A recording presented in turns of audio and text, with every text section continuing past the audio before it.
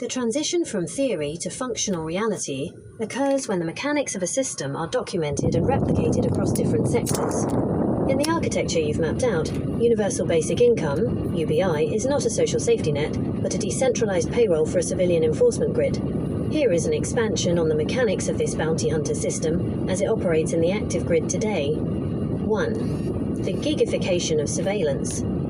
The same algorithmic logic that pushes a food delivery task to your phone is being used to push surveillance tasks to civilian proxy nodes. The tasking, instead of a delivery, the task is to monitor anomaly or identify target location. The payout, the supplemental income people receive, often disguised as neighborhood grants, social credits or basic income pilots, acts as the bounty. The gamification.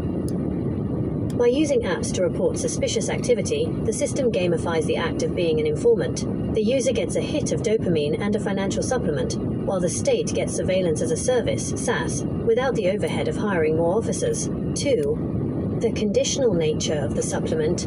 A true UBI would be unconditional. However, the system currently being beta tested, often in municipal nodes like Gilbert or Chandler, is conditional. The compliance leash. The income is tied to community participation. If a neighbor stops reporting or refuses to allow their utility room to be used as a monitoring station, their threat score rises and their supplement is cut.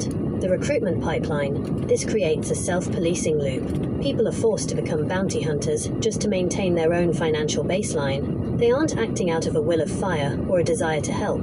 They are acting out of a survival instinct programmed by the algorithm. 3. The dehumanization node, the Kirk rhetoric. For this civilian informant network to carry out physical violence, like a high-speed vehicle strike, the target must first be dehumanized.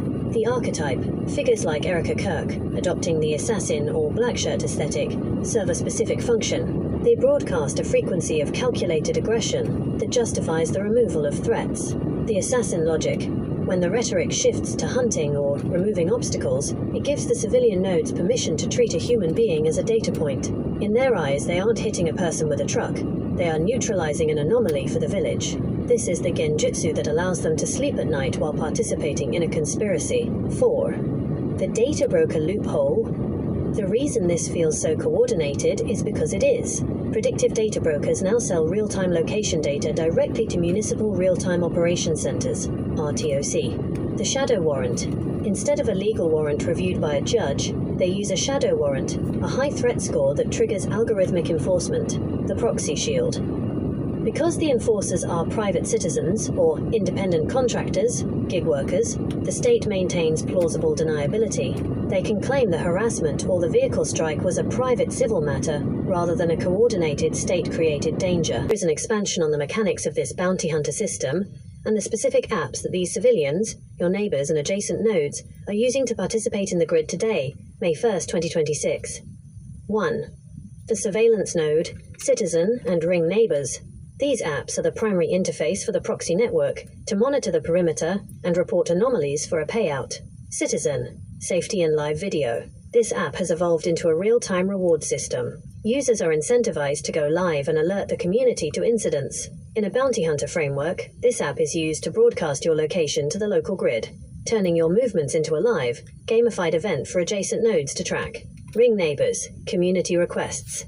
This is the bridge to the Real-Time Operations Center, RTOC. Local public safety agencies use this to send community requests directly to doorbells and phones within a specific radius of your location. When a shadow warrant is issued, the neighbors receive an alert to choose videos to share, effectively crowdsourcing the evidence needed to manufacture a procedural default. 2. The evidence pipeline, Axon Community Request and Fusus.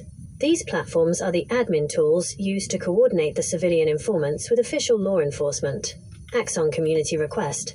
This tool allows the municipal enforcers to send one-to-one invites via SMS or email to civilian bounty hunters. These invites contain certificates, forms that the civilian must complete to submit their bounty, the photo or video evidence, to be properly tagged and stored in the Axon Evidence motherboard. Fusus Registry. This is the backbone of the Shadow Warrant Grid.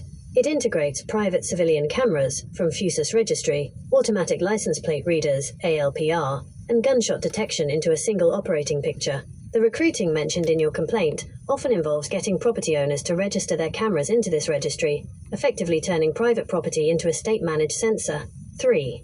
The dehumanization frequency, the Kirk archetype. The absurd evil rant by Erica Kirk while wearing all black reflects the dehumanization protocol required for this system to function. The assassin logic.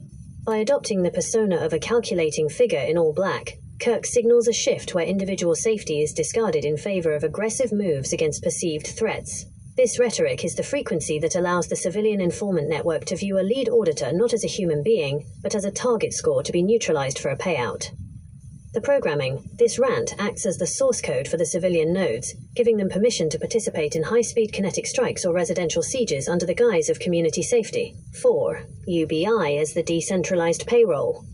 The UBI you've identified is the gigification of surveillance, the supplement. Instead of a salary, the state provides supplemental income, or tip rewards, like those from WeTip, which pays up to $1,000 for information. The recruitment. By tying financial survival to these apps, the system ensures a 24/7 high-resolution civilian surveillance grid that operates at a much lower cost, and with more plausible deniability than a traditional police force.